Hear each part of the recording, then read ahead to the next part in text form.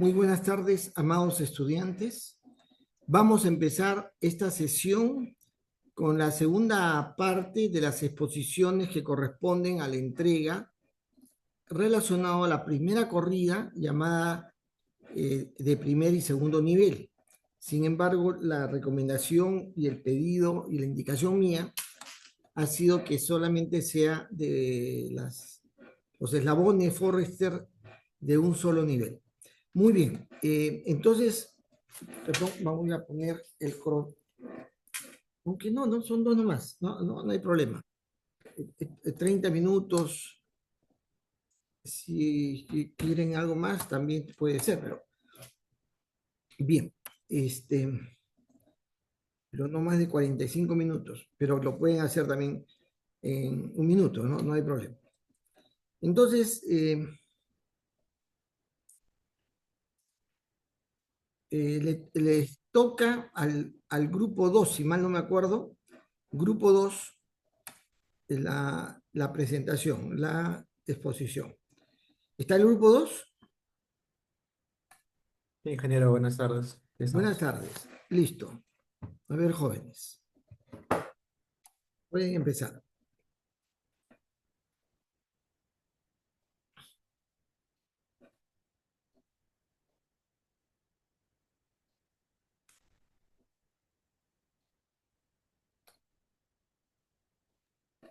Ingeniero, buenas tardes. Compañera, buenas tardes. Nosotros somos el grupo 2 y vamos a explicar el tema de la pesca, el caso en particular. El fenómeno es sobre la exportación de la harina de pescado en Perú en el periodo de 2018 a 2022. Vamos a explicar primero el diagrama causal que hemos arreglado. Eh, Hay variables que hemos aumentado que son directamente de la parte comercial, sería. ¿No? Porque y hemos quitado una variable que sería la biomasa, que en realidad es una consulta después para usted, ingeniero, sobre la biomasa, porque habíamos considerado que de alguna manera sí afecta dentro de nuestros cálculos, pero no podemos controlar, no tenemos variables que influyan directamente a la biomasa y nos íbamos a dirigir más a la parte comercial. Y hemos agregado ahora unos cuatro variables que tendrían que ver con, primero, la inversión en proyectos que consumen la harina de pescado, ¿no? La demanda de esos proyectos, perdón, de esos productos que han usado harina de pescado, que serían proyectos avícolas, porcícolas, acuícolas. Esa demanda aumenta porque aumentaría la necesidad de alimentación de la población en realidad. No hay una población que necesita esa alimentación porque necesita una buena alimentación. Entonces, esa necesidad hace que la demanda de esos productos, a ver, un ratito. La demanda de esos productos incrementa. Si hay más demanda de esos productos que se han usado harina de pescado para la alimentación, va a haber más inversión en esos productos de los que consumen. Por lo tanto, va a haber más demanda externa de la harina de pescado. ¿Cómo aumenta la necesidad de alimentación? Bueno, simplemente sería con el incremento de la población que va a consumir, ¿no? Más población que consume esos productos, va a haber más necesidad. Y la población que consume productos de harina de pescado lo hemos enfocado con la exportación de la harina de pescado formal, ¿no? Si hay más exportación de harina de pescado, también va a haber más población que va a consumir porque va a haber más llegada. No, pero ¿qué de la- población me estás hablando? ¿De qué población? Sí, en general estamos hablando acá de la población mundial que consume harina de pescado, ingeniero. ¿Pero eso te tiene estimado eso? Hay una estimación de lo que se exporta más que de la población que consume. Pero por eso, esa es una variable, ¿cómo le llaman esto? Ficticia, pues, ¿no? Ficticia. Eh,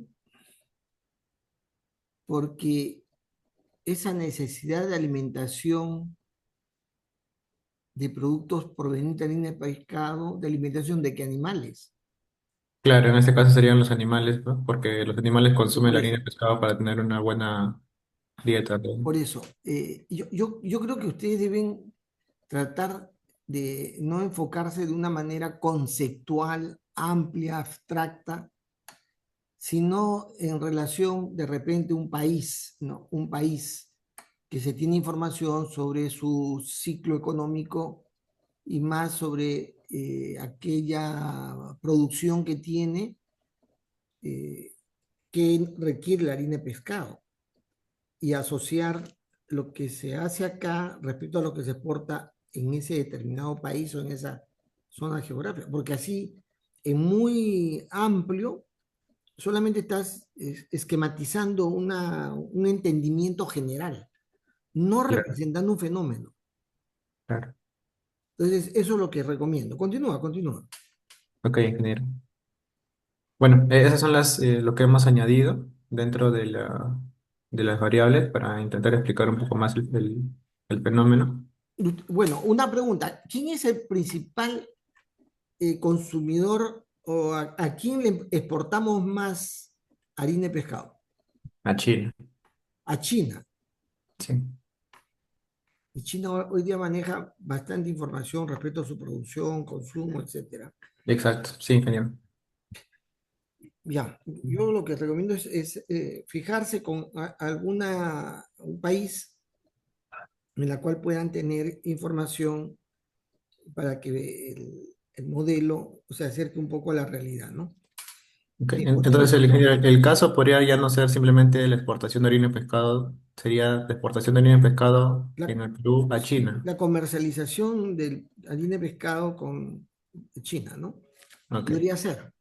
claro, Pero es que también hay que considerar, no hay que dejar de considerar que la producción de harina de pescado, y lo tiene que ver con la harina, también tiene que ver con el consumo nacional. claro, sí, sí, sí. Entonces, por eso puede ser el fenómeno de la comercialización de la harina de pescado, comercialización interna de harina de pescado y con China, ¿no? Podría ser. Bien, Sí. continúen, por favor. Ya. Sí, como se mencionó, ingeniero, también tenemos el consumo interno, ¿no? Hay bastante producción interna de harina de pescado, pero hay más producción informal de harina de pescado que se va a consumir internamente. Eh, Informal, o en este caso es más preciso la producción ilegal, porque hay mucho, en el Perú al menos, tenemos mucha producción ilegal de harina de pescado. Ya. Cuando hay más producción informal de harina de pescado, vamos a obtener que hay más oferta interna de harina de pescado, ¿no? Porque va a aumentar la producción. La oferta interna de harina de pescado va a afectar directamente a la cuota de consumo de la harina de chovete, de consumo indirecto, ¿no? Porque sería la producción de harina de pescado. Aquí tenemos que la cuota de la anchoveta afecta en la cantidad de embarcaciones industriales que vamos a tener nosotros. La cuota de anchoveta de consumo indirecto es la cuota que se va de anchoveta que se dirige a la producción solo de harina de pescado o aceite de pescado. Eso aumentaría la cantidad de embarcaciones industriales, porque si hay más cuota de anchoveta que se necesita tener, tendríamos que tener más cantidad de embarcaciones industriales.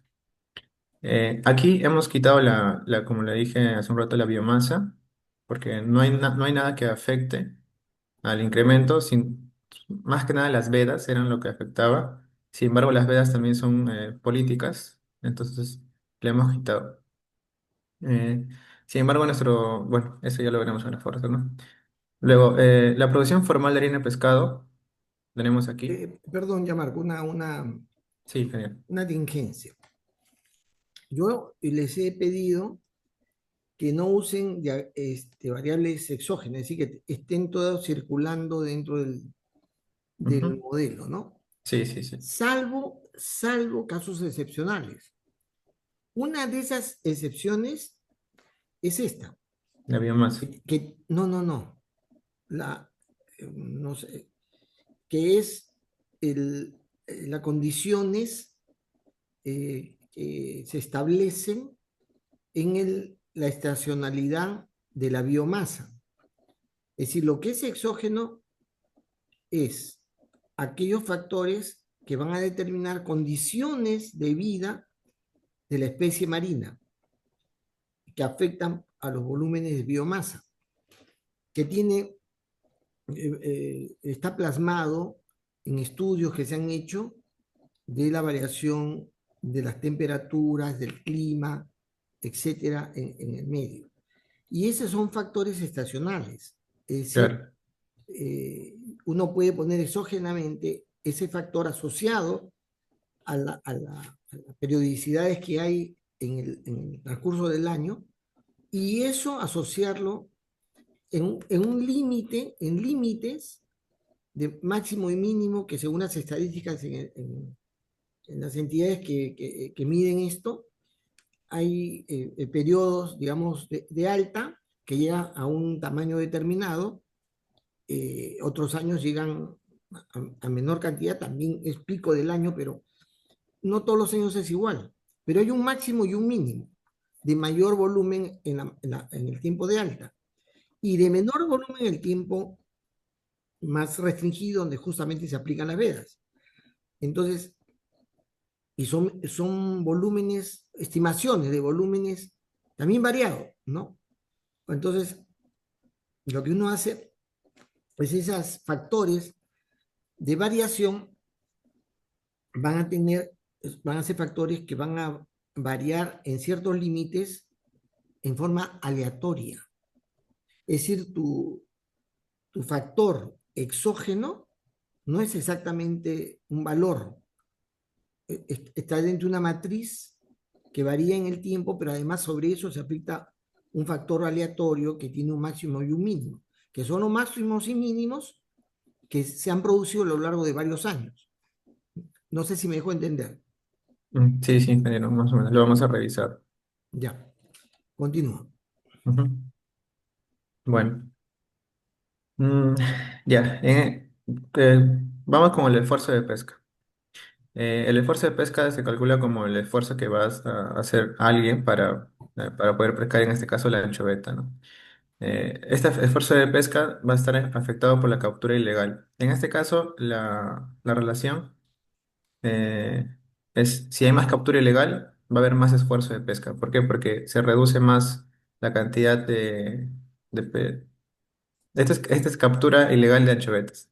La captura ilegal de anchovetas aumenta, se aumentan los esfuerzos por encontrar más anchovetas que tengan el tamaño necesario para poder pescarse. Por lo tanto, el tamaño del pescado disminuiría, ¿no? Porque estarían yendo a una escala, ¿no? Y si ya se pescaron los más grandes, los más juveniles también se estarían reduciendo.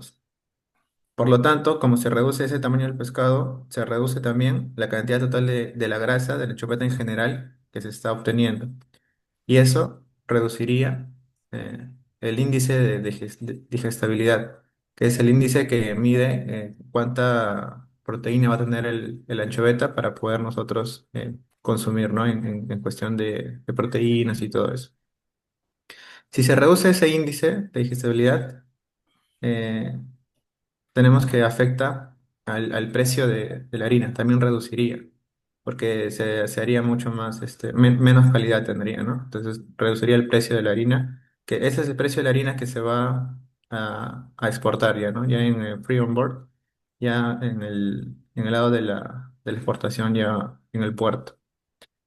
Si tenemos una disminución en el precio de la harina, va a haber obviamente una disminución en los ingresos directos de las empresas en el Perú. Si hay una disminución en los ingresos, la rentabilidad de esas empresas también se disminuye. Por lo tanto, como hay menos ingresos, menos rentabilidad, la inversión que van a tener va a caer Pero también. otra vez, ya lo he dicho, yo siempre espero que todos presten atención. La rentabilidad no es una variable dinámica, no es un factor causal tampoco, ¿no? Eh, Es- eh, y además, más ingresos no significa o sea, mayor nivel de ingresos no significa mayor rentabilidad. yo genero mayor ingresos para productos que vienen de China o en su época de Japón, reduciendo mi rentabilidad. ¿Entiendes? Claro. O sea, ahí hay una mala relación, hay que pensarla bien. ¿Qué cosa es rentabilidad? Define rentabilidad, ya Marco. ¿Qué es Eh, rentabilidad? Sería el valor en el mercado, ¿no? De acciones de las No, empresas. para nada. Tú tienes rentabilidad cuando cada unidad invertida en dólares, en soles, te produce un porcentaje de ganancia. Si el porcentaje es mayor, tu rentabilidad aumenta. Si el porcentaje es menor, tu rentabilidad disminuye. Están usando el concepto malo de Equivocado. rentabilidad, ¿no? O sea, hay que pensar esto, no, no es el concepto de rentabilidad, ¿sí? Algo diferente es, pero rentabilidad, hay mayor rentabilidad cuando un taxista utiliza un Kia respecto a que use un Volvo. Claro. ¿Por qué?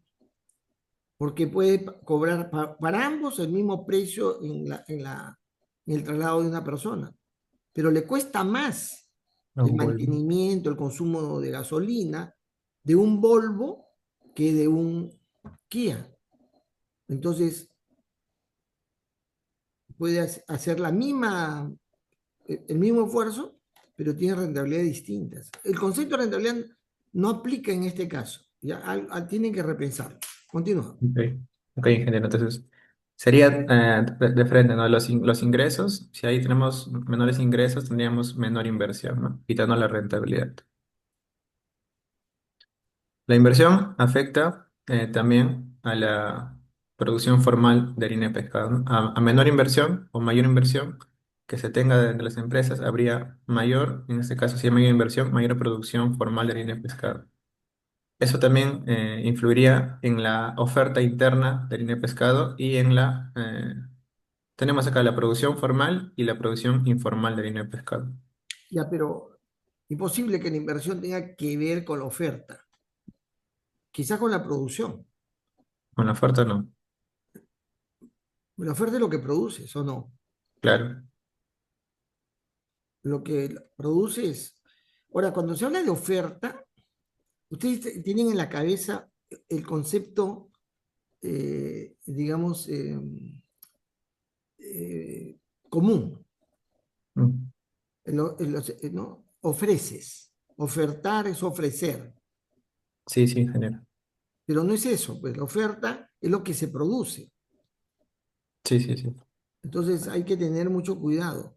Sí, acá me confundí, la flechita está viniendo de producción informal y pasa por inversión y parecía que la flecha está acá. En realidad es la flechita de la producción. Allá, Sí, sí, sí, allá. discúlpeme. No, yo también lo vi así, pero Sí, yo también lo estaba explicando mal, ya perdón. continúa, entonces estoy hablando de más. Disculpe, disculpe. Entonces, la producción informal y la producción formal influirían en la oferta interna de harina de pescado. La inversión solo va a influir en la producción formal de harina de pescado. Ya. ¿Qué más podría ser? Ay, disculpe. Eh,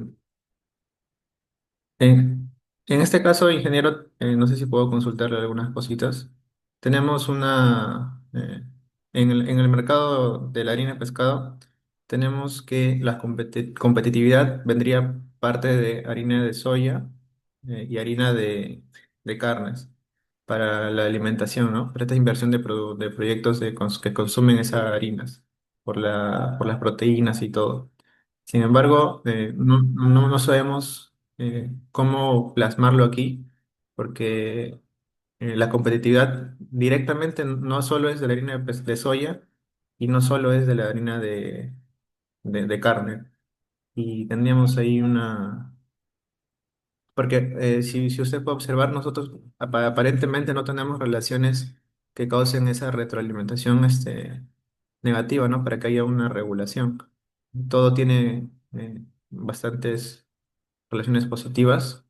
Y por ejemplo, la demanda parece que no se reduce o no se aumenta, no se controla.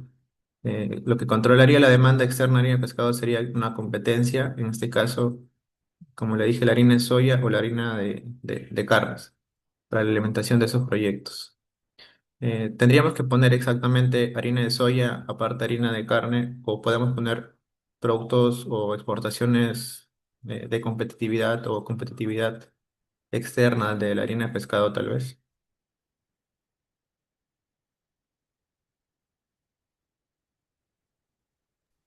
Perdón, fíjense. Efectivamente, eh, como en este caso, en la mayoría de casos que son de esta envergadura, digamos, nacional, que tiene que ver con el comercio, eh, hay factores que impactan más gravemente a lo que sucede internamente. Y eso hay que, más bien, a veces uno tiene más desplegado la competencia o la demanda o los factores de la demanda, porque esos son los que van a condicionar el crecimiento o la reducción en la producción, en la venta, etcétera, ¿no? Y eso, por eso yo le decía, y espero que todos me estén atendiendo, que no es suficiente mostrar estas vinculaciones que hay internamente cuando esos no son los factores que están generando las características más importantes del fenómeno, si no está fuera. La variación, por ejemplo, de las condiciones productivas de China por la demanda mundial, que les obliga a establecer relaciones socio-negocios pequeños, como el caso nuestro. Nosotros somos un socio-negocio con China pequeñito, casi insignificante, pero que hay una relación y tiene que ver con lo que sucede en su país respecto a la colocación de productos que ahora ha bajado, porque Estados Unidos y ciertos países de Europa están tomando medidas para no se ha desplazado los productos que ellos producen por los productos chinos que son más económicos. Entonces, con nosotros el arroz. Entonces, en el caso dramático el arroz, China pues no vende el excedente del arroz. Lo que ellos no consumen, lo exportan principalmente a países como nuestro, haciendo el gran favor de hacernos llegar alimento básico, elemental, a precios bien bajos, porque eso es excedente.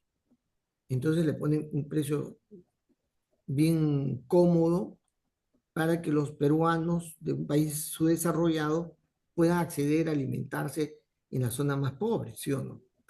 Pero ese acto es un acto que atenta contra la producción de los arroceros nacionales.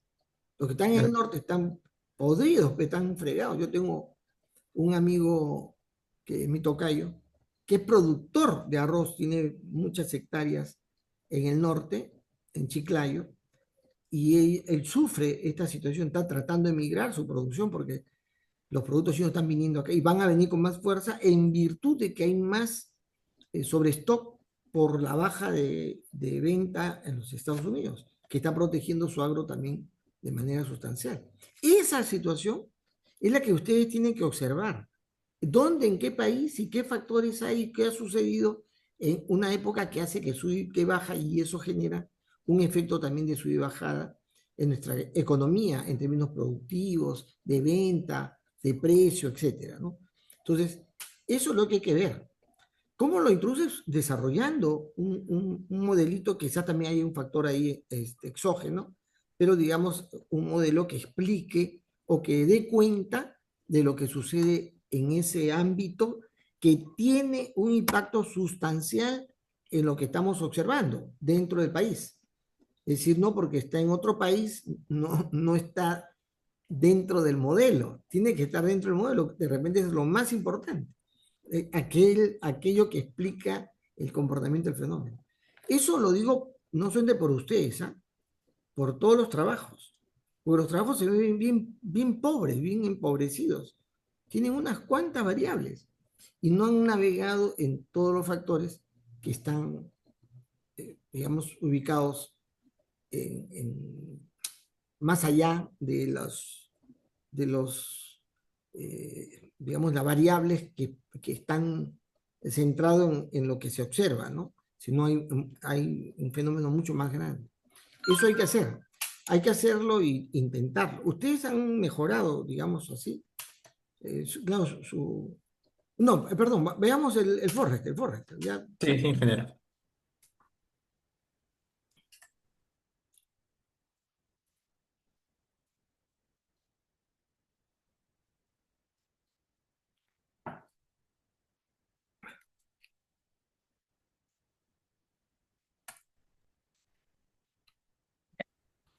Continuando con la exposición, vamos a explicar nuestro diagrama de Forrester. Ya.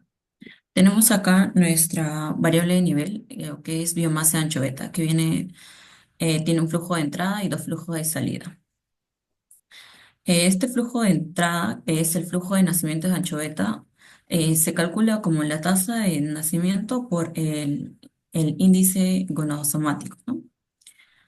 Entra acá, se acumula y de la caja sale dos flujos, dos niveles, variables de flujo. Una de ellas que es el flujo de muertes naturales de anchoveta, que se calcula por la multiplicación, ¿no?, de la tasa por la biomasa de anchovetas.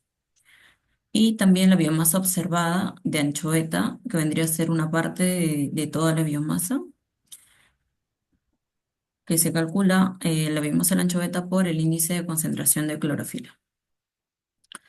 Aquí tenemos una de las gráficas, ¿no?, de la biomasa de anchoveta con relación al flujo de muertes de anchoveta y el flujo de nacimientos de anchoveta. Ahí está. Observamos que, recordemos que nuestra investigación ha sido entre los periodos del 2019 hasta el 2023. Hemos considerado año base 2018 y vemos cómo va evolucionando a lo largo de los años. Eh, Después tenemos aquí los valores que se muestran ya en la gráfica desde los años 2018 hasta el 2023. ¿Ya está? Luego tenemos acá la relación con la tasa de captura por unidad de esfuerzo, que lo que hace es monitorear las tendencias de captura de peces, ¿no? El esfuerzo. Acá tenemos ya, la siguiente variable de caja, que es la cantidad de extracción de anchoveta, que tiene tres variables de flujo de entrada y una de salida. Variable de flujo, cantidad de extracción de anchovetas de flotas industriales. Tenemos como variables auxiliares al número de flotas, cantidad de días de pesca, la tasa del esfuerzo y la cuota de anchoveta de consumo indirecto. El flujo se calcula con la multiplicación de estas.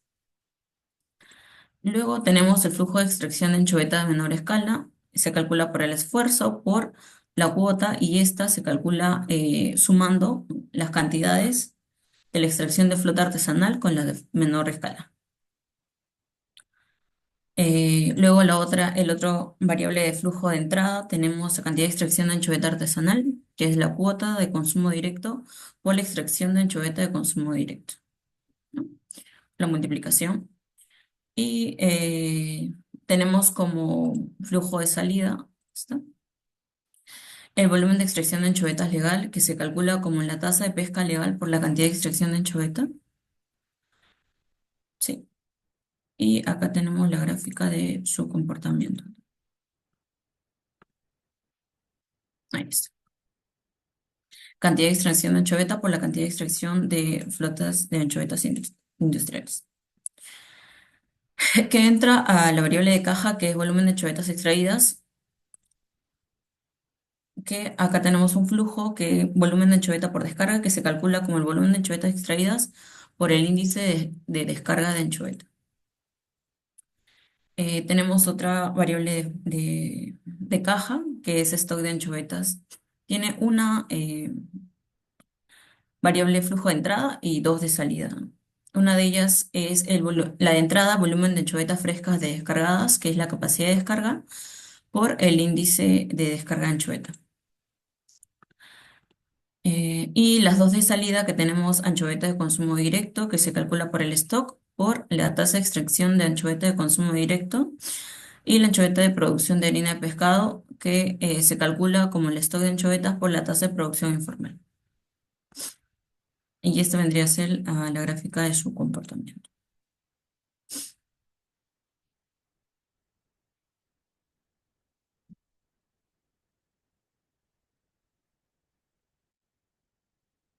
Luego va a continuar mi compañero.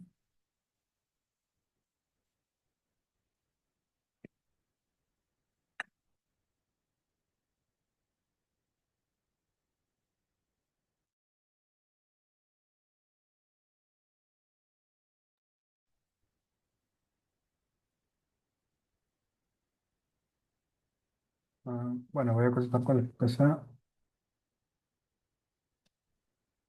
y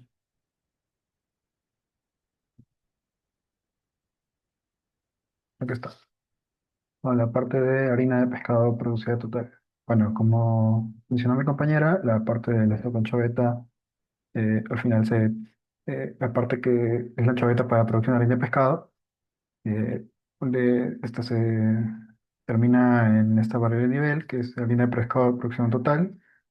Eh, Esta tiene una variable de entrada que es la cantidad de harina de pescado producida y acá salen para dos, producida de pescado exportada y, y harina de pescado vendida en el país, o sea, internamente. Y otra de salida que es la harina de pescado que se vende al interior. Cuando se vende al interior, la que se vende al interior por general es de producción informal y esto se obtiene por la tasa de producción informal eh, y por la anchoveta que se produció. Eh, La cantidad de harina de pescado depende, es de la oferta, por ejemplo, tal que lo citamos.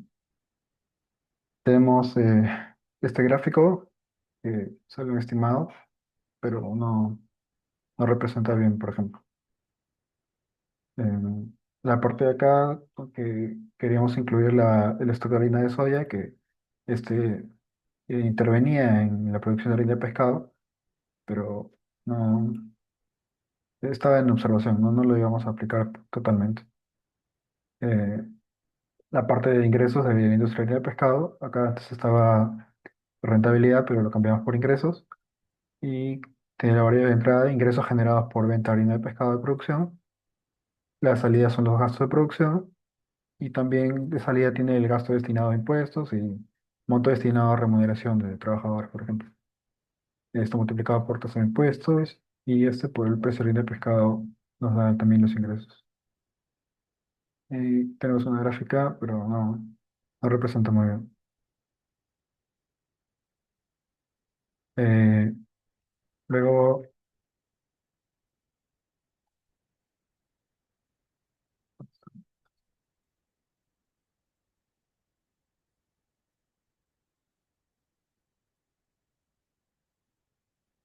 luego está la parte de cantidad de puestos directos, entrada de tasa de puestos de trabajo en la harina de pescado y nos da la cantidad de puestos directos, ¿no?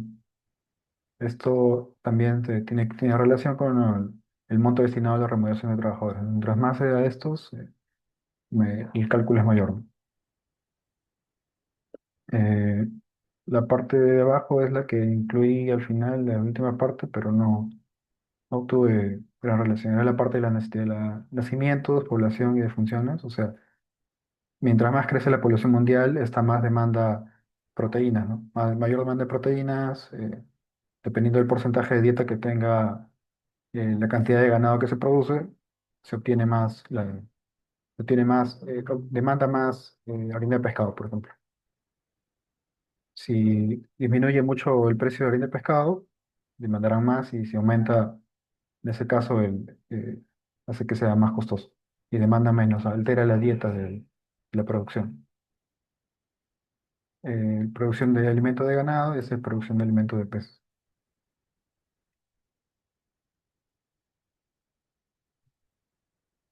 Eh, Hasta ahí, esta era la parte que incluimos al final, pero no, no funcionó no funcionó tan bien. O sea, puse en una variable nivel la cantidad de ganado que se produce y la cantidad de peces de acuicultura. Estos demandan al mismo tiempo producción de alimento de peces y producción de alimento de ganado. Porque dependiendo de cómo aumente la población, esta demanda más ganado o demanda más peces de la acuicultura. Y esta a su vez dependen de la producción de alimentos, justo de estos, de peces o de ganado. Pero no, falta relacionarlo de mejor manera.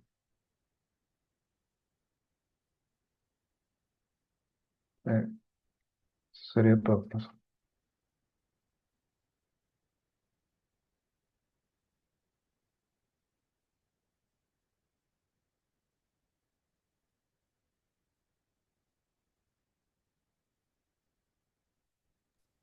Ya. Bueno, sí tienen que mejorar, ¿no? Ya hemos hecho los comentarios, no he querido repetirlo en lo que han seguido exponiendo. Eh, digamos que yo puedo tener dos modelos ahí. El modelo de comportamiento del fenómeno que se da en aquel ámbito, aquellos ámbitos que generan la demanda en China. Otro, todo el ámbito de desarrollo y de transformación que genera la demanda interna. Y luego otro componente que tiene que ver con el comportamiento de la producción misma de harina y pescado y supletorios o sustitutorios, ¿no? Es decir, yo tengo tres grandes componentes, yo puedo relacionarlos, pero cada uno de ellos deben tener una composición de un modelo dinámico que está totalmente integrado cada uno de ellos. A pesar que seguramente el del fenómeno de los factores que están marcando la demanda de China, en China, va a proveer una información respecto a la demanda que seguramente en el tiempo es variable, ¿no? Así constituyéndose en un componente, en un subsistema o un sistema dinámico exógeno. A pesar que, bueno, no tan exógeno porque yo voy a recibir de ellos y yo voy a entregar a ellos información, ¿no? Va a haber una interacción. Igual con el mercado interno, ¿no? Yo no sé si también el mercado interno, de alguna y otra manera, se va a vincular ida y vuelta con los factores que están relacionados al comportamiento económico de China. Eso tienen que ver. Entonces, así hay que desarrollar.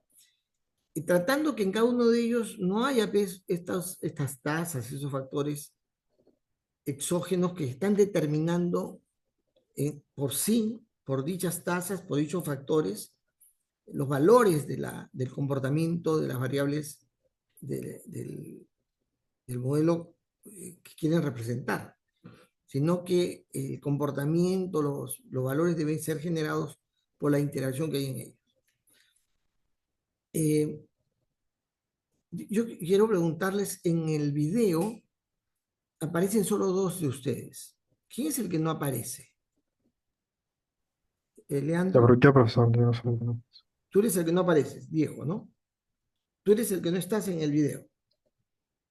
Sí, sí. Ya. Bien.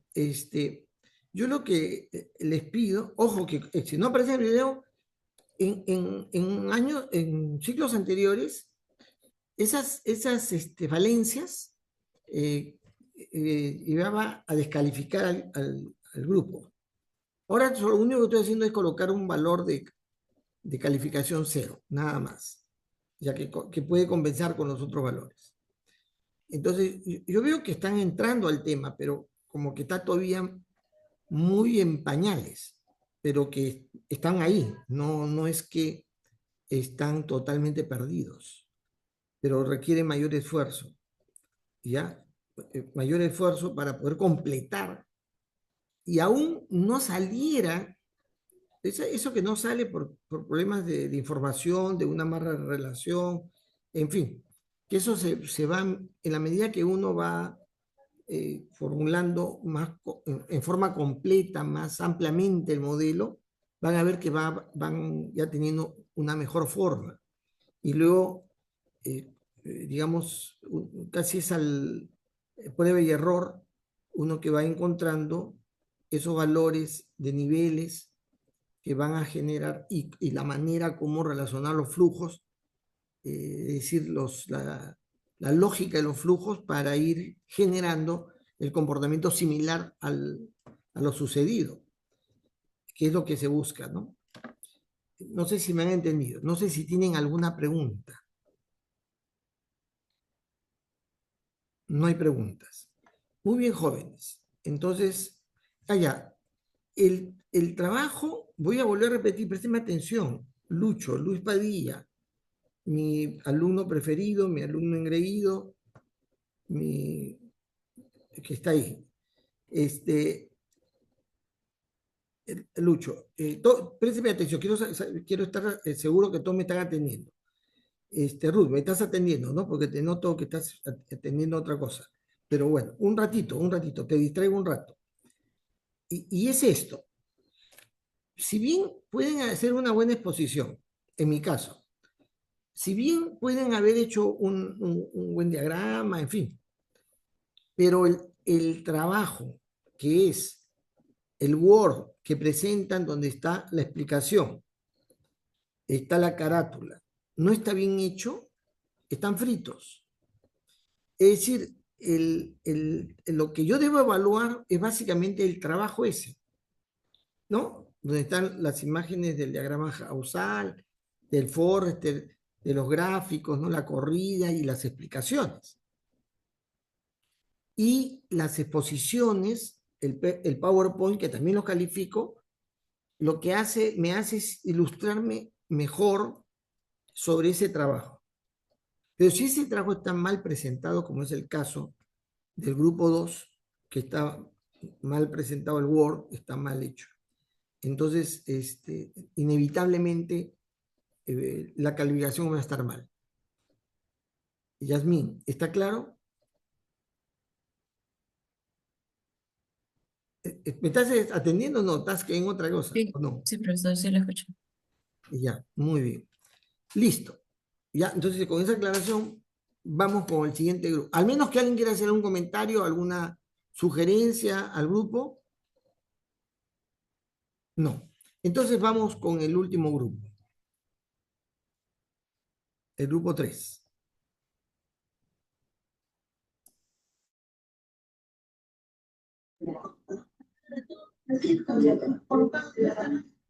Listo, muy buenas tardes con todos.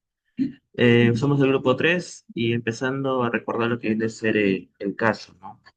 El caso que nosotros estamos tratando es el feminicidio en el Perú entre el periodo 2015 hasta 2022. Para nuestro trabajo queremos más que nada ver cómo evidencia que es un problema estructural y que está sostenido en el tiempo, ¿no? Y bueno, para ello vamos a desarrollar lo que viene a ser un diagrama causal para ver cómo se permiten identificar las variables y también cómo se representan las causas y efectos que explican la persistencia del problema. Y luego pasaremos a ver lo que es el diagrama de Forrester, donde vamos a modelar lo que son los niveles y flujos que muestran cómo evoluciona el sistema en el tiempo. Y también presentando lo que son las tablas y los gráficos. Empezamos con el diagrama causal.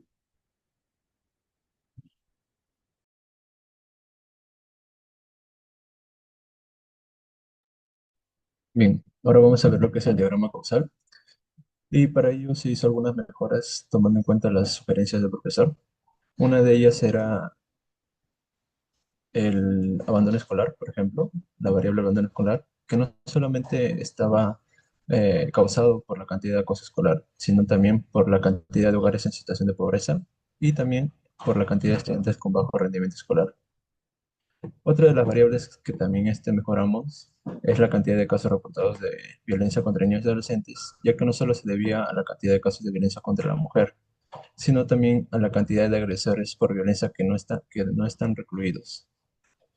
También se debe a la cantidad de personas con trastornos por uso de sustancias, ya que también estas cometen abuso contra sus hijos. Y esto va a desencadenar lo que es la cantidad de intervenciones sociales realizadas por el Estado así como la cantidad de estudiantes con bajo rendimiento escolar y la cantidad de solicitudes de atención médica para poder cubrir esos tipos de violencia, ¿no? También tenemos por acá lo que es la cantidad de casos de violencia contra la mujer, que esta, al igual que la violencia contra los niños, va a ser debido a que también hay personas con trastornos por uso de sustancias, así como también esto va a ser reducido por la cantidad de agresores por violencia que están recluidos, y también esto se va a reducir si hay mayor cantidad de mujeres atendidas en programas contra la violencia, ¿no? Esto aquí va a generar lo que es aumentar la cantidad de solicitudes de atención médica. Y bueno, también tenemos por aquí otra variable que es la cantidad de casos de violencia reportados en zonas rurales. Esta va a aumentarse debido a que en las zonas rurales se consume mayor alcohol. Entonces, debido a la mayor cantidad de personas con trastorno por uso de alcohol, va a aumentar lo que es la cantidad de violencia. También va a ser debido a que esta se va a reducir debido a que hay mayor cantidad de mujeres atendidas en programas contra la violencia, y también debido a que hay más agresores contra la violencia recluidos, se va a reducir. Y como consecuencia va a generar que haya una mayor cantidad de inmigrantes internos por razones de salud de zonas rurales, van a migrar a zonas urbanas para poder ser atendidos en los centros médicos, ya que en las zonas rurales no cuentan con mucha atención médica, entonces van a migrar por razones de salud, y esto va a hacer que aumente la cantidad de solicitudes de atención médica en las zonas urbanas, ¿no? Mm, Otra variable que tenemos por aquí es la cantidad de mujeres atendidas en programas, ya que al haber mayor cantidad de mujeres atendidas en programas, va a haber más oportunidades de que las mujeres terminen su secundaria completa, ya que van a ser ayudadas y apoyadas, ¿no? También va a hacer que reduzcan la cantidad de violencia contra la mujer, ya que al ser atendidas las mujeres van a estar mayor informadas eh, de cómo hacer su denuncia si es que están siendo violentadas, ¿no? Y también va a aumentar debido a que hay mayor cantidad de dinero gastado en iniciativas multisectoriales de violencia contra la mujer. Eh, Esta cantidad de dinero gastado en iniciativas multisectoriales, perdón, va a ser aumentado debido a que hay mayor cantidad de dinero gastado en protección social, también a que va a aumentar debido a que también ha aumentado la cantidad de feminicidios, y también va a aumentar lo que es la cantidad de reportes, ¿no? De denuncias, perdón, registradas. Eh, y bueno, estas son algunas de las variables que hemos ido mejorando, y ahora vamos a pasar con lo que es el diagrama Forrester.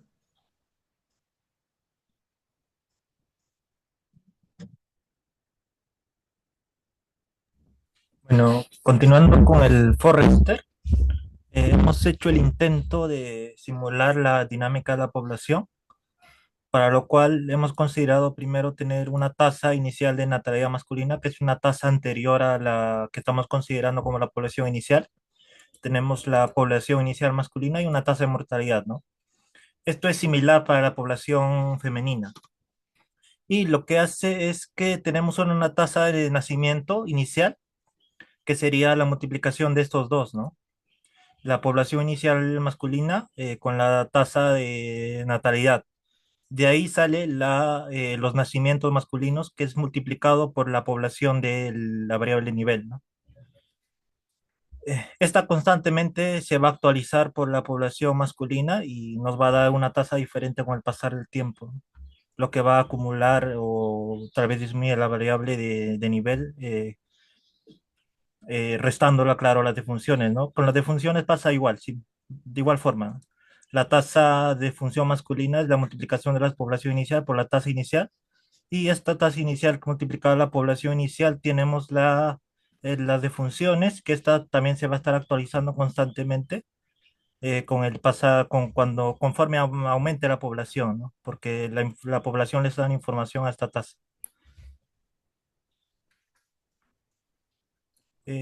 Tenemos también la población femenina, que como lo mencioné es similar, y los gráficos que tenemos es de esta forma, ¿no? Eh, Vemos que la población masculina y femenina están evolucionando similar, parecido, de forma similar, pero la población femenina siempre está un poco por arriba de la masculina. Si queremos ver en cantidades, tenemos aquí las cantidades de población femenina, primero en 2015, 15 millones con 800 mil, la población masculina 15 millones con 600 mil, ¿no? Bueno, de aquí, de la población, de las poblaciones tenemos primero la población, sacamos la población infantil, de tanto de la población femenina y masculina, y que con una tasa de escolarización tenemos los estudiantes que iniciaron sus estudios. Y junto con la población inicial, no, perdón, población femenina con estudio secundaria completa y población masculina con secundaria completa que también salen de la población. Tenemos la población con estudios de secundaria completa, que es una suma, y con una tasa de egreso inicial tenemos una tasa de egreso que estaría acumulando, o perdón, que multiplicados con los estudiantes matriculados en dicho año tenemos los estudiantes que egresaron, ¿no? Adicionalmente, tenemos estudiantes que abandonaron, que serían estudiantes que abandonaron por tener un trastorno por el uso de alcohol, o pues, estudiantes que abandonaron por el tema del trabajo, o estudiantes que abandonaron por violencia, ¿no? Toda esa suma estaría sumado en estudiantes que abandonaron. Y en este gráfico hemos tenido algunos problemas, ya que como se ve en el gráfico, se observa que es algo cíclico, ¿no? Que debido en ciertos años se llega a cero, que eso no es consistente tal vez. Podría ser considerado para un año tal vez, porque un año, al finalizar el año ya no se encuentran los estudiantes matriculados, ¿no? Pero eso no es la forma que nosotros queríamos, ¿no? Queríamos una forma de evolución más o menos constante, porque estamos considerando desde el inicio del estudio hasta que egresan, o sea que no es consistente. Por eso tenemos que mejorar algunas cosas aquí todavía. Y aquí tenemos el caso de lo que cambiamos, ¿no? Mujeres en situación de pobreza, cambiamos por familias en situación de pobreza, que estas vienen desde la población femenina, población masculina, suman y nos dan una población total, ¿no? Eh, de la población, esta también población total hubiera sido considerado como una variable de nivel, tal vez, pero como hemos dividido ya la variable en variable de población femenina y masculina, sería, no sé, lo consideramos como algo innecesario, ¿eh? Y de la población total, hemos calculado la cantidad de familias. Aquí sí hemos hecho un artificio que no sé hasta qué punto estaré bien, y hemos calculado que con el promedio del año anterior, el promedio por familia o tamaño promedio de las familias del año anterior, que dividiéndolo entre la población podríamos hallar la cantidad de familias de dicho año. Y la cantidad de familias multiplicados por una tasa de pobreza de las familias sería como entrada de nuevas familias pobres, ¿no? Y como la variable de flujo de salida, teníamos la tasa de familias con ingreso per cápita que cubren con la canasta básica, que es esto como se consideran aquellas familias que dejan la pobreza, multiplicado por el nivel de la familia de situación de pobreza, nos darían las familias que dejan de ser pobres, ¿no? Este nivel sí nos da una gráfica más consistente, ya que hemos usado esta variable, ¿no? Que podría considerar exógena, tal vez. Por esta razón tenemos una gráfica de este modo que va en aumento, ¿no?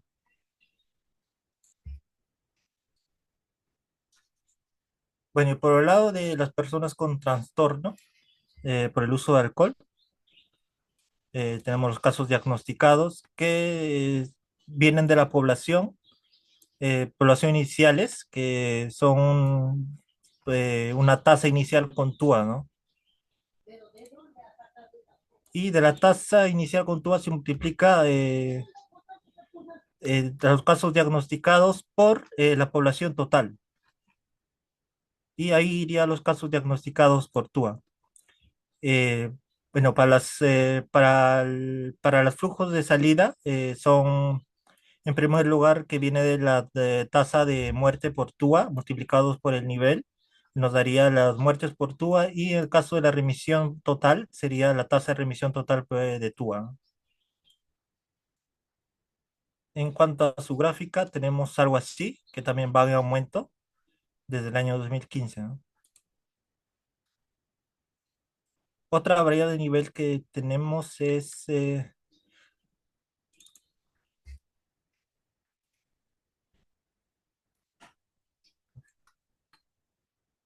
la parte de las denuncias. En estas variables sí hemos estado fallando, ya que los flujos de entrada y flujos de salida no nos dan los resultados que queríamos, porque como observamos aquí, vemos que las denuncias se ve que en el gráfico han estado disminuyendo, cosa que no es así, ¿no? Las denuncias en casos de violencia deberían mantenerse o bien constantes o bien aumentar, ¿no? De acuerdo a los datos de la realidad. Por esa razón tenemos que hacer algún todavía ajustes de aquí. eh, en caso de las denuncias, similarmente va a pasar en caso de las denuncias por violencia y denuncias por expedientes, que mi compañero les va a mostrar las gráficas. Y en el caso también de agresores recluidos, tenemos también lo mismo. Hay una inconsistencia, entonces tenemos que ajustar tal vez algunas variables de flujo de salida y los flujos de entrada. Mi compañero va a explicar lo demás.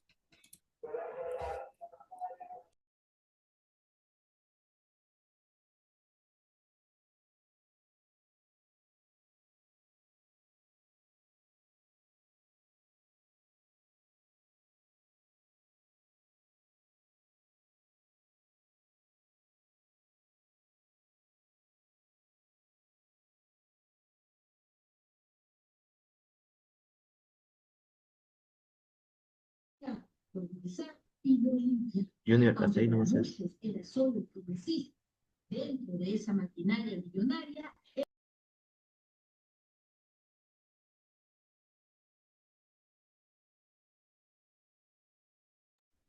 Pero lo que pasa es que, ahí está, mi compañero. Profesor. Aún no hemos hecho muchas mejoras en esa parte todavía. Sí, profesor, como mencionábamos, en la parte de violencias y de los expedientes, tenemos inconsistencias ya que se van hasta el cero, ¿no? Esto lo que muestra es que las variables de flujo de salida no son, no, no son las adecuadas, ¿no? Para ese nivel porque están excediendo en la cantidad que normalmente deberían ser, o el caso es que la variable de flujo de entrada también sea muy poca, ¿no? O nos falta considerar otras. Igual forma las de violencias, son en este caso. Bueno, eso sería todo, profesor. Muchas gracias.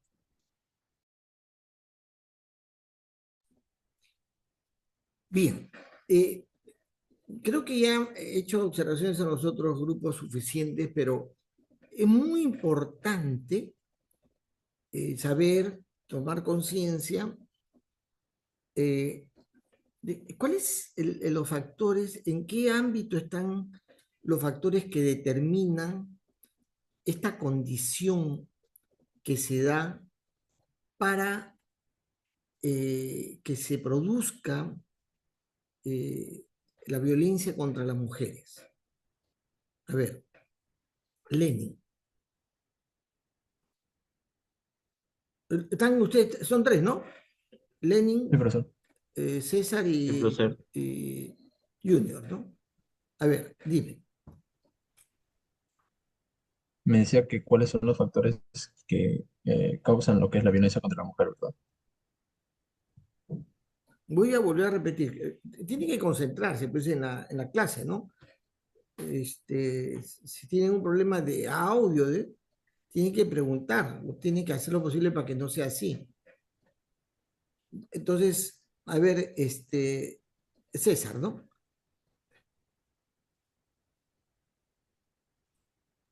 Sí. ¿Me escuchaste o no? Mencionó sobre los factores que influyen en la violencia contra la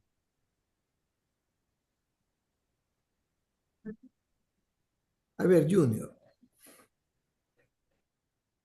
¿Y profesor? Chama. Bueno, otra vez. El trabajo no está contemplando de una manera apropiada los aspectos que dan una explicación, digamos, más certera o la que pone el marco apropiado para entender este fenómeno de violencia a la mujer. Yo no quiero que me expliquen cómo sigue el ciclo de los casos, sino que me expliquen el fenómeno. ¿Cuáles son esos aspectos que son relevantes en la explicación de Tutilimundi sobre el problema de la violencia a la mujer? A ver, no a ustedes, que parece que están en otra, voy a preguntarle a las damas, como una, no en términos de evaluación como estoy haciendo con ustedes, sino en términos simplemente de exploración de su percepción. A ver, vamos a empezar con Ruth. No sé si está en la clase, Ruth. ¿Estás en la clase, Ruth? Sí, profesor. ¿Cuál crees que son los aspectos relevantes para entender la existencia en un lugar, en un país, en una región, lo que sea, de la incidencia de la violencia a la mujer? Yo creo que se involucraría factores psicológicos, económicos y de educación, educativa. Culturales, asociado también al tema educativo, ¿no? Económicos, sociales, Sí, profesor. ¿sí? La mayoría coincide en esos aspectos, ¿ya? Y que tiene como consecuencia no solamente la violencia a la mujer, otros aspectos que explican, que le dan marco, no es que explican totalmente, no le dan marco a esta condición. ¿Hay algo más? Jazmín, ¿crees que algún otro aspecto puede estar asociado a esa problemática?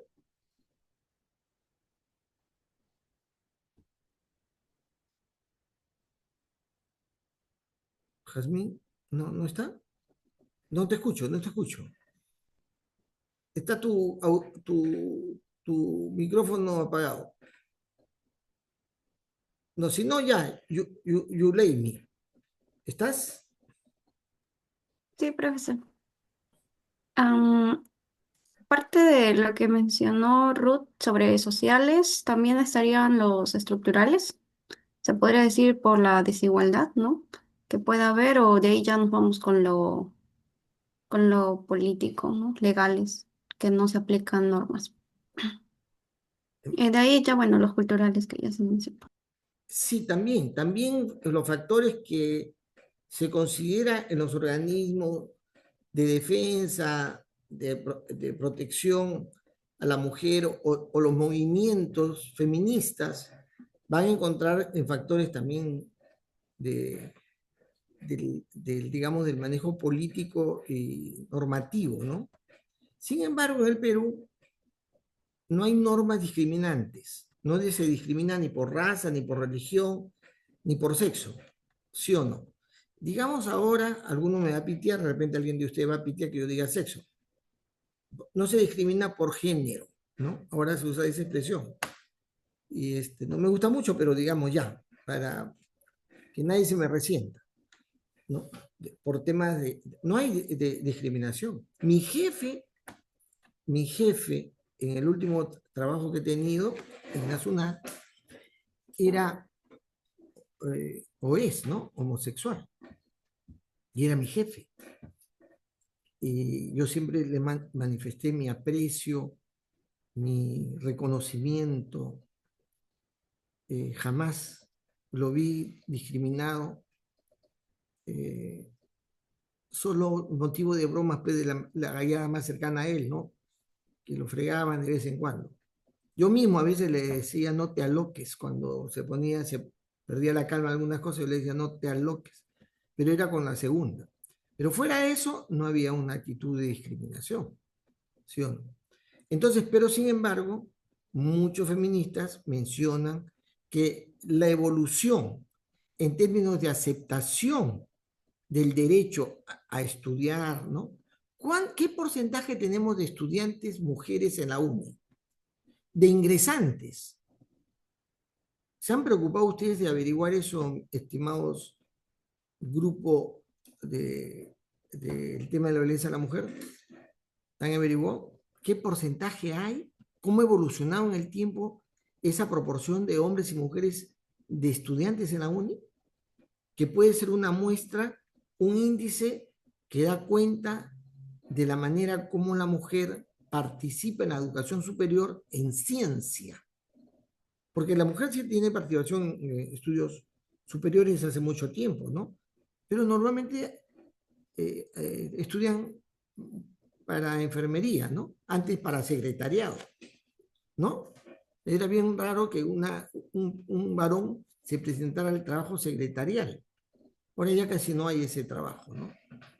Ya no, en la institución donde yo estuve, todas mis áreas dejaron de ver secretarias, pasaron a ser asistentes con una cierta formación profesional. Entonces, hay aspectos que tienen que ver, repito para todos, ¿eh? Yo no quiero que me describan, me matematicen esas variables que dan cuenta del estado de algo, sino de las causas, dinámica del sistema, las causas que las producen y el efecto causal que tiene las variables que están en la descripción de ese problema. ¿Qué efectos tienen? ¿No? Ese ejercicio mental hay que hacerlo. Entonces, normalmente se abunda en otros factores sociales y económicos, ¿no? Un factor que bien lo han detectado, se han dado cuenta, es la proporción o la participación laboral, ¿no? Porque efectivamente en lo individual se dice que una mujer se encuentra en una condición desventajosa en la medida que depende económicamente del varón, ¿no? Eso es lo que explica pues, especialmente en la zona andina esta condición, ¿es verdad? Entonces hay que estudiar el comportamiento del fenómeno de la composición laboral, ¿no? Eso tiene todo un desarrollo, un asunto que de repente no cambia en su proporción, pero sí cambia en su crecimiento. Y entonces hay que hacer estudio más ampliamente. ¿Me capta? ¿Me están atendiendo César, Junior, Lenin? Entonces, los trabajos tienen que ampliarse e ir por las zonas explicativas. ¿Está bien? Gerardo, ¿la captas? Ya. Marco, ¿la captas? Lo que estoy diciendo, fíjense, tiene que tomar cuerpo. Perdón, me olvidaba. ¿Quién de ustedes no participó en el video? Me parece que es Junior.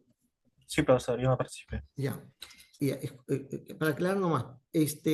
Bien. No sé si ustedes tienen alguna pregunta que hacer. No se olviden que el tema del retardo es meramente revisar, encontrar, identificar dos niveles, en la que evidentemente un nivel está teniendo el efecto retardado de los cambios que hay en otro nivel.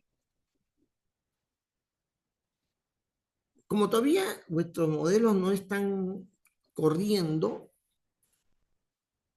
repito, me da la impresión porque falta de tiempo de ustedes para ir ajustando, llegar a ese punto, porque esa comparación se hace porque ya el modelo está corriendo bien y se puede comparar.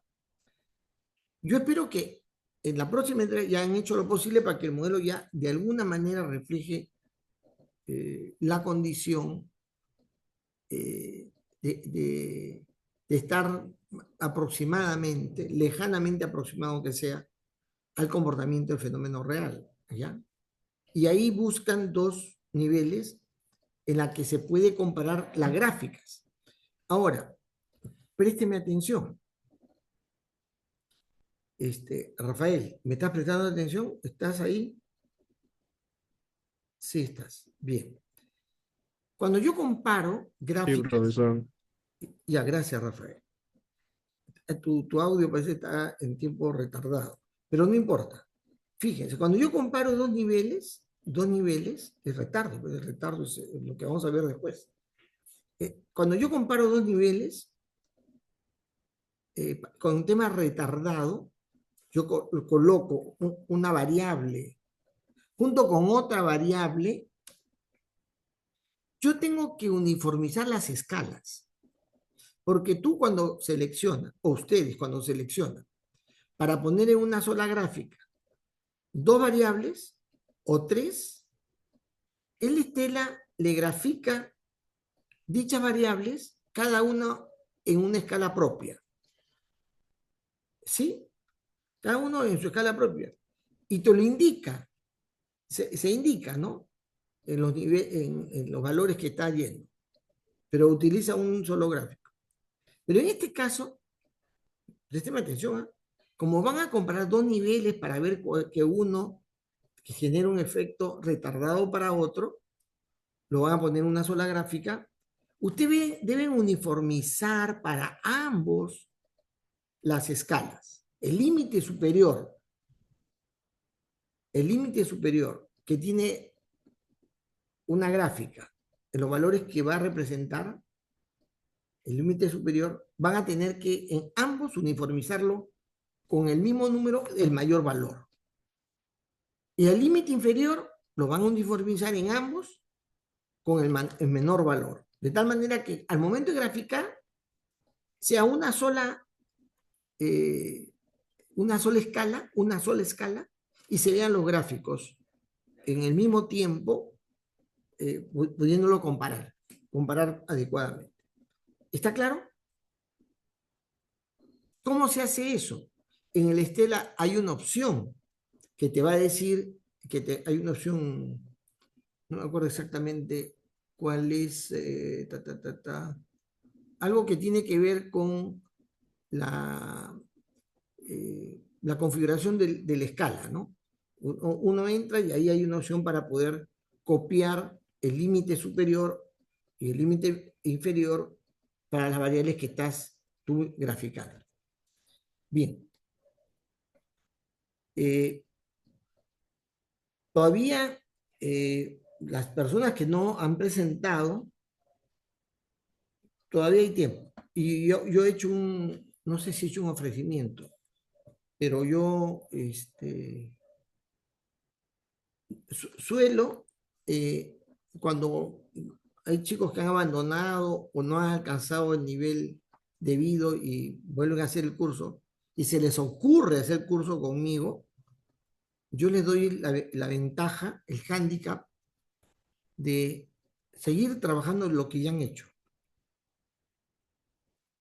para que el trabajo hecho en un ciclo anterior no sea tiempo desperdiciado. Y sobre esa base puedan el siguiente ciclo mejorar. Claro, es deseable, ¿no? El sueño es que aprueben, ¿no? ¿Sí o no? El deseo de todos, de ustedes y el mío, es que todos aprueben. Pero por esas cosas de la realidad ya sucedía, el comportamiento de este fenómeno educativo es que normalmente se quedan. Y los que se quedan, siempre en la segunda oportunidad lo hacen bien. Siempre lo hacen bien. Solamente tenía un caso, un estudiante, ¿eh? Que ha tenido la circunstancia de hacer más de 2 veces. Solamente un caso. Todo el resto, el segundo la hacen, porque ya han avanzado el ciclo anterior y luego lo completan. ¿Ya? Aviso esto a estas alturas del partido por el tema de cómo han avanzado los trabajos. Sospecho que voy a tener gente que se va a quedar. Claro que más fácil, bueno, yo no sé si el profesor Celedonio Méndez sigue siendo profesor de dinámica de sistemas. ¿Alguien sabe si Celedonio Méndez sigue siendo profesor? Yo lo recomiendo a él. ¿Usted quiere pasar? Celedonio. No Llanos, ¿ah? Celedonio, créanme. Antes recomendaba al profesor José Portillo. No solamente lo recomendaba porque usted iba a pasar, haga lo que haga, sino que iba a obtener buena nota. Entonces, Portillo, sus notas no bajan de 18. El que sacaba menos de 18 debe sentirse jalado. Pero ya no está el profesor, el doctor Portillo, no está. Ya no lo puedo recomendar. Lo recomiendo a Celedonio, a los que deseen ir ya a la fija. Conmigo van a volver a sufrir un tanto y, digamos, yo les ofrezco trabajar lo que ya han hecho, ¿no? Seguir trabajando. Muy bien. Con ese discurso y las recomendaciones que he hecho, abro la oportunidad para las preguntas. Respecto a vuestro trabajo, respecto al tema, respecto a lo que quieran. Bien. Muy bien. Primero entonces, Lenin, ¿no? Lenin levantó la mano primero. Sí, profesor. No bajes Tengo la una mano porque te consulta. pierdo. Por Oye, favor, mantenga la mano levantada hasta... Ya, ahí ya te vi. ya, tengo una duda. Lo que pasa es que con nuestro trabajo hemos tenido, o el mayor problema que hemos tenido es que muchos de las causas para nuestro fenómeno lo sentimos que son más eh, cualitativos que cuantitativos. Por ejemplo, nosotros identificamos, por ejemplo, que como usted mismo dijo, las causas culturales tendríamos al machismo, ¿no? La naturalización de la violencia, mucho se naturaliza que la violencia está correcta porque se está corrigiendo así a la mujer por parte del hombre, ¿no? O la misma culpabilización que se amerita a la víctima o el patriarcado, ¿no? Todas esas cosas lo vemos más cualitativos que cuantitativos, entonces no sabemos cómo agregarlo a nuestro diagrama causal. Muy buena pregunta la que haces, ¿ah? Buena observación. Déjame primero escucharlo a Junior para volver al tema que me estás planteando, ¿ya? Bien, Junior. ¿Qué va? Sí, profesor. Mi duda era justamente por el trabajo y es que de acuerdo a las semanas del univirtual, antes de variable de retardo estaban las variables cualitativas. Y creo que no mencionó acerca de eso en la presentación de los trabajos. Perdón, ¿cómo? O sea, en el Uni virtual, en la clasificación por semanas, tenemos antes de la variable de retardo las variables cualitativa. Pero creo que se han combinado las presentaciones y en la semana de variable cualitativa está en la presentación de los comportamientos y en la de retardo están las cualitativas. O sea, O sea, nos faltaría la presentación de variables cualitativas que aún no la hemos hecho.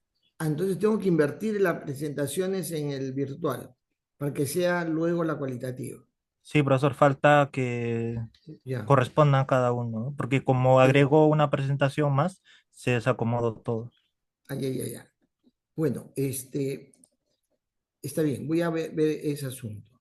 Eh, yo lo que creo que es muy importante esto y voy a aprovechar estos pocos minutos que nos quedan para hablar algo al respecto. Voy a invertirlo, pero lo que dice Lenin es muy correcto y a tal punto que coincide con lo que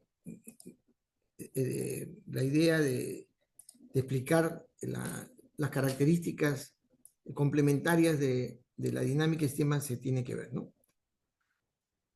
¿Cuáles son los aspectos, digamos, que debemos tener en consideración respecto a lo que realmente encontramos en la realidad que observamos?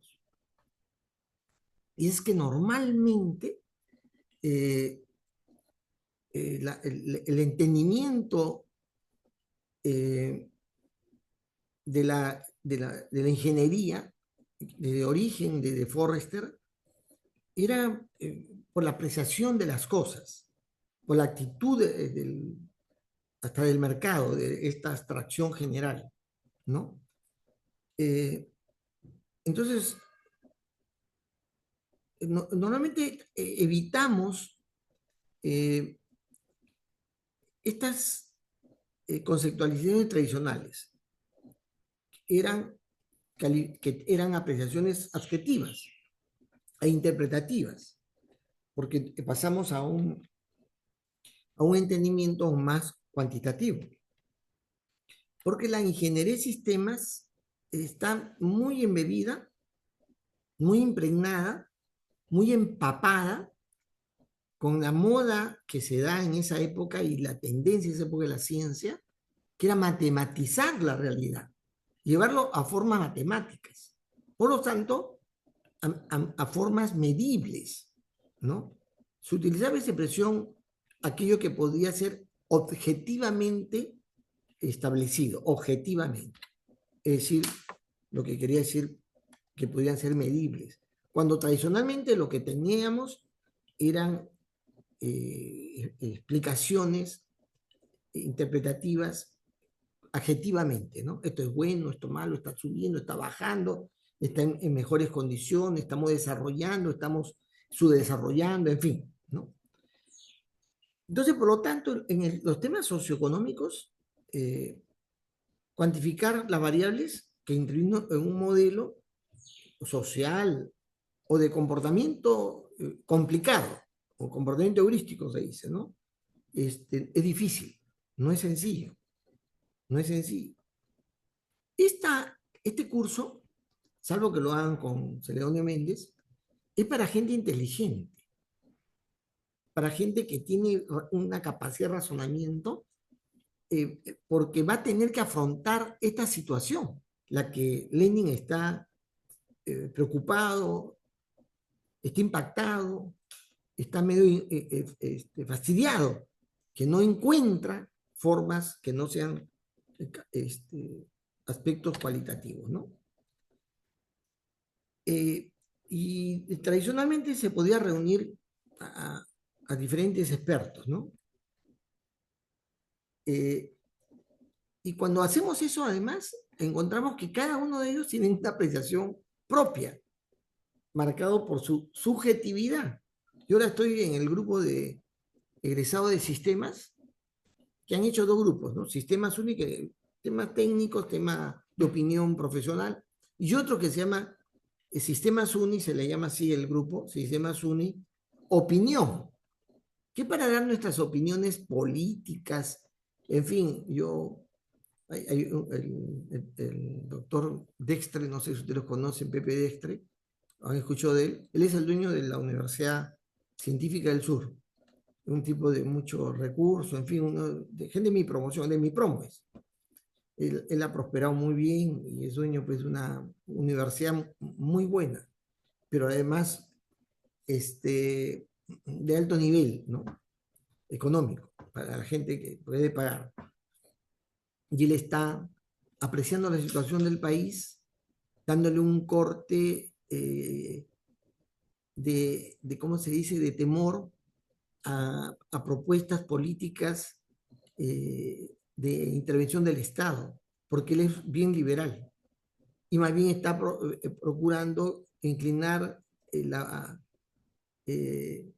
apreciación hacia la gente de López Aliaga, es decir, a ese sector de derecha muy conservadora, en fin. Y cuando apreciamos la situación, por ejemplo, este tema del cambio del IGB, él tiene una opinión y yo tengo otra.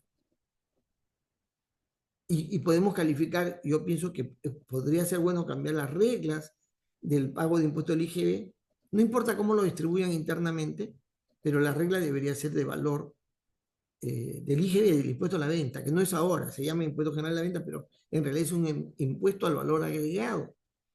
Entonces, nuestros puntos de vista son distintos. Y uno puede apreciar la realidad, que es también cuantificable, pero de manera subjetiva.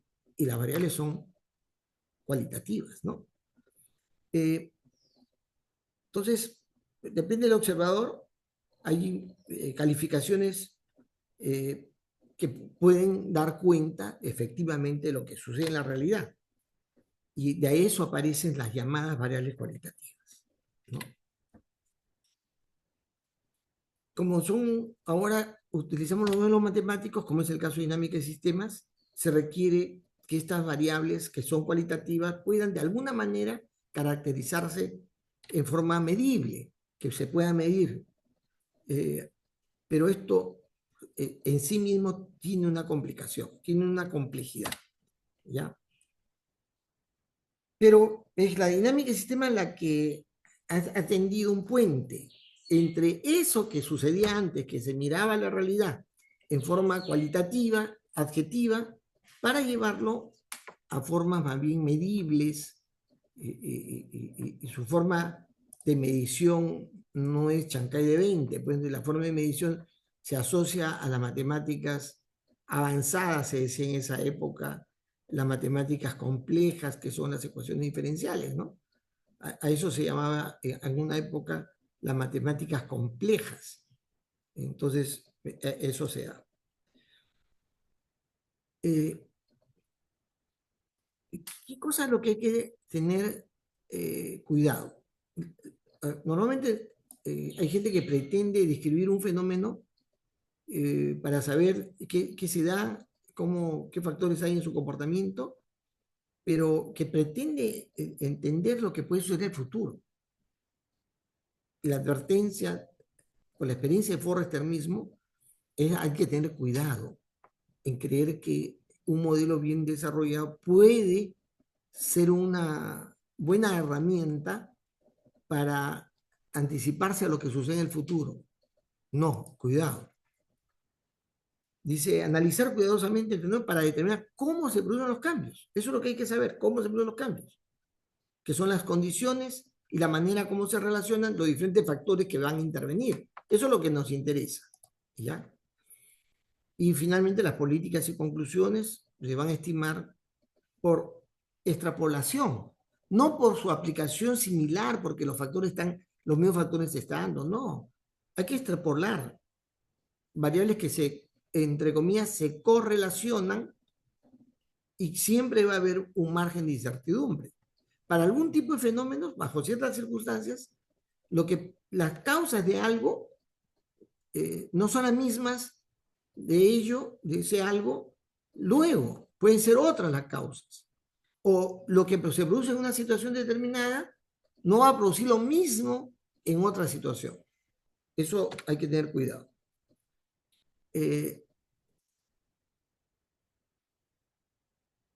Yo lo que se debe hacer, muchos investigadores han querido, luego de sacar sus modelos que se aplican muy, muy racionalmente a la realidad, quieren sacar de eso conclusiones para poder hacer ajustes a la realidad. Pero sin embargo, es la realidad la que nos debe llevar a nosotros a hacer ajustes a nuestros modelos. Es la realidad. Es la realidad la que tiene valor, la que pesa. Esa realidad que observamos, porque la realidad que observamos no es necesariamente la realidad misma, no es la realidad misma. Dependiendo de quién observa la realidad, mira una cosa u otra cosa. Ya le estoy contando mi discrepancia con esta gente, esta amistad que es del Opus Dei, cómo aprecia él la realidad económica, que es diferente a la mía, totalmente, porque además tengo una perspectiva docente sistémica, porque él también es ingeniero de sistemas, de los buenos, pero él está inclinado más por una visión ideológica y política distinta a la mía.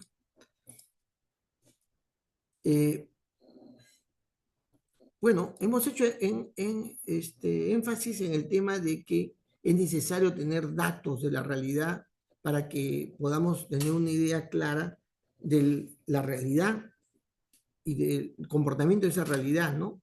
Entonces hay una estructura que se establece a través de las variables para que den cuenta de ese funcionamiento. Y esos datos nos ayudan, esos datos que observamos, que hemos recogido, nos ayudan a darle una articulación debida al modelo.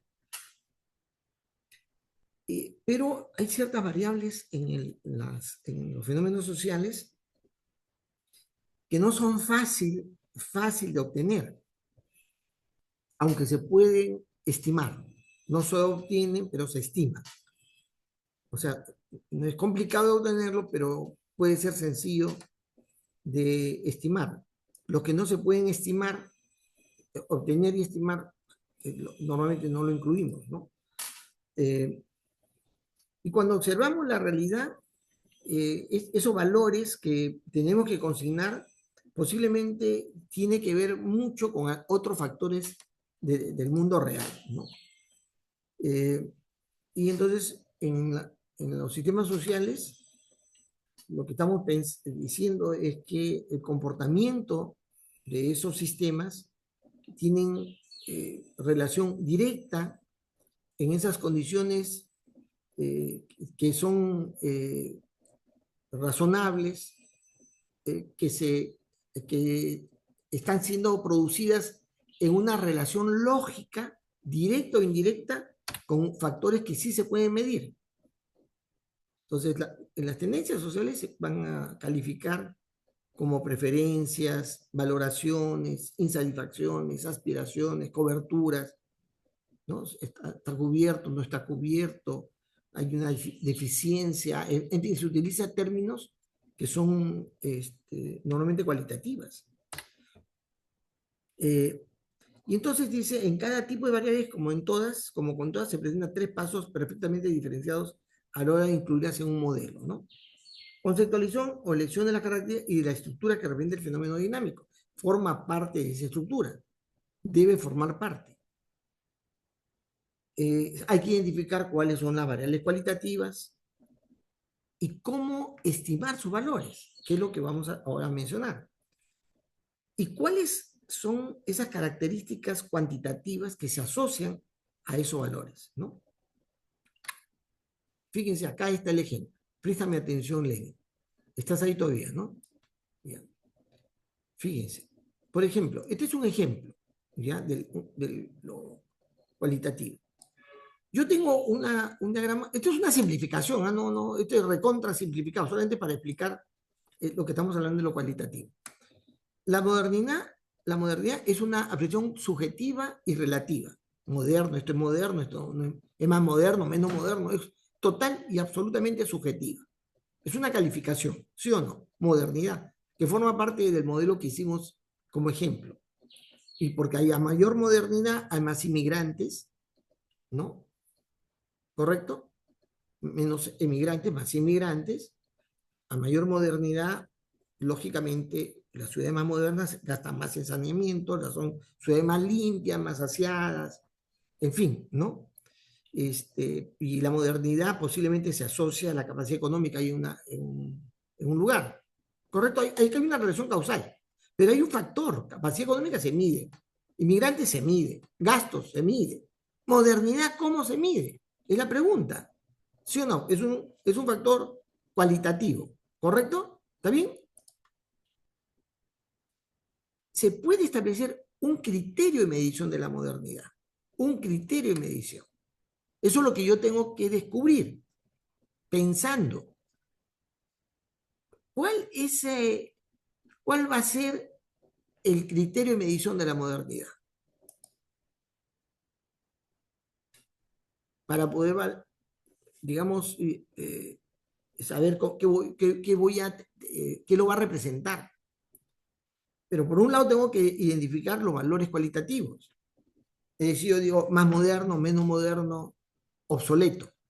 Primero yo tengo que saber claramente o identificar ese cualitativo, la modernidad, qué valores debería tener, cuáles son sus calificaciones, ¿no? La modernidad, esto es muy moderno, más o menos moderno, este es moderno, este no es moderno, y este es viejo o obsoleto, ¿correcto? Así podríamos identificar cuáles podrían ser los valores cualitativos, ¿no? Y luego hay que identificar aquella variable característica cuantitativa que se asocia mejor a eso que estoy apreciando. A eso que yo digo más moderno, menos moderno, en fin. ¿Correcto? Y tiene que haber una correspondencia lógica y una correspondencia numérica. ¿Está bien? Esos son los pasos. ¿Está claro? Esto se está grabando. Usted está copiando y pegando la imagen para que no se olvide. Y entonces hacemos esto. Más o menos, esta es la tabla de correspondencia cualitativa. Primero, la variable cualitativa, modernidad, expresa claramente una apreciación relativa. Hemos dicho calificación cualitativa puede ser de la modernidad, muy moderna, moderna, ligeramente moderna, antigua, muy antigua. ¿Está bien? Hemos dicho esos son los valores que se dan en la realidad. Y entonces, esta yo la voy a tener que asociar a un valor que me va a permitir utilizarla como un factor cuantitativo. Eso cualitativo, que es muy moderno, debo asociarla a un valor para que poder operar, ¿sí o no? Y digo, lo más muy moderno voy a relacionarlo a un valor, al 5. Moderno, 4. A ligeramente moderno, 3. 2 y 1. ¿Por qué le doy ese número? Porque me da la gana, porque se me ocurrió, porque así me sirve, así me va a servir. ¿Ya? ¿Se me ocurrió? No, porque teniéndolo asociado a un valor, yo ese valor luego lo voy a poder operar, porque modernidad no me lleva a operar nada, ¿no? Un valor contra la palabra modernidad, muy moderna, no dice nada, ¿no? Pero un valor contra 5, por 5 tiene un valor, resultó es un valor, ¿no? Entonces yo tengo que asociar cada uno de esas condiciones cualitativas a un valor. ¿Cuál valor? La que les acomode más, las que ustedes inteligentemente consideren que puede servir para la operación que van a hacer con esa condición. ¿Está bien? La cualitativa se puede asociar en forma lógica y praxeológica. Ya otro día les explico esa vaina, porque esa expresión. Es una relación de sistemas. En forma lógica y praxeológica a valores de otra cuantitativa. Por ejemplo, en este caso, consumo de electricidad. Se dice que una ciudad es moderna cuando el consumo total de la ciudad supera los 1000 kilowatts. ¿Por qué? Porque la ciudad tiene artefactos eléctricos o electrónicos en un volumen enorme. Y entonces, por eso es más moderno, porque hay más artefactos. Y he encontrado con mi inteligencia, con mi razonamiento, con mi cerebrito, con mi manzana comida diariamente, que efectivamente las ciudades más modernas tienen más aparatos electrónicos. Por lo tanto, ¿cómo voy a medir? Yo voy a decir, es muy moderna cuando supera los 1000 kilowatts por mes. Es moderna si es mayor de 500 kilowatts. Lógicamente menor que 1000, ¿no? Es ligeramente moderna si está entre 200 y 500 kilowatts. Antigua cuando no consume más de 200 watts, ¿no? Foquitos. Y es muy antigua si el consumo es menor de 5 watts. ¿Está bien? Lenny, que los demás me entiendan ya no me interesa. Me interesa que tú me entiendas. Entonces yo ya he convertido, asociando un valor que va a estar en el modelo, que es cuantitativo, pero que me da una referencia para poder calificar, y una vez que califiqué, tomo el valor que está asociado a dicha calificación. ¿Está bien? Y luego se determina el efecto que puede tener. Yo, por ejemplo, si es muy moderna, yo debo decir la migración va a crecer al doble, al doble. Entonces pongo el factor 2 porque voy a multiplicar la tasa por 2. ¿Está bien? Es el efecto. Si es 5, es decir, por estar por encima de 500, en mi explicación, en el modelo va a aparecer el valor nomás de 500, y yo de eso voy a generar un efecto sobre una variable que le voy a poner 4, y si es 4, en la pregunta es 4, entonces el efecto es 1.5, crece la población. O sea, perdón, la tasa sería 1.5 más, o sea, multiplicado por 1.5, la tasa.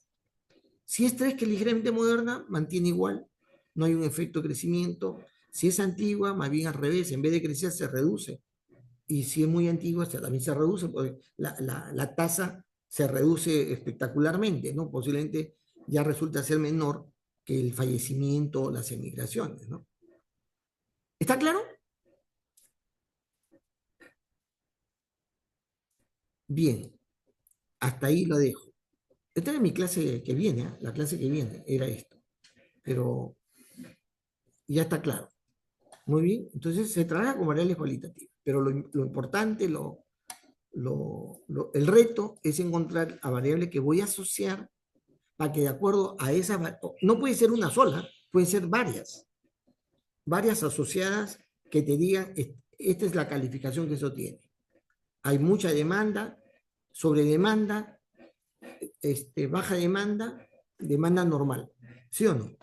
Entonces yo puedo asociar varias cosas y compararlas, qué sé yo, y darle un valor, y ese valor luego, cuando va a generar un efecto, yo aplicarle otro factor. Y eso se explica en el trabajo.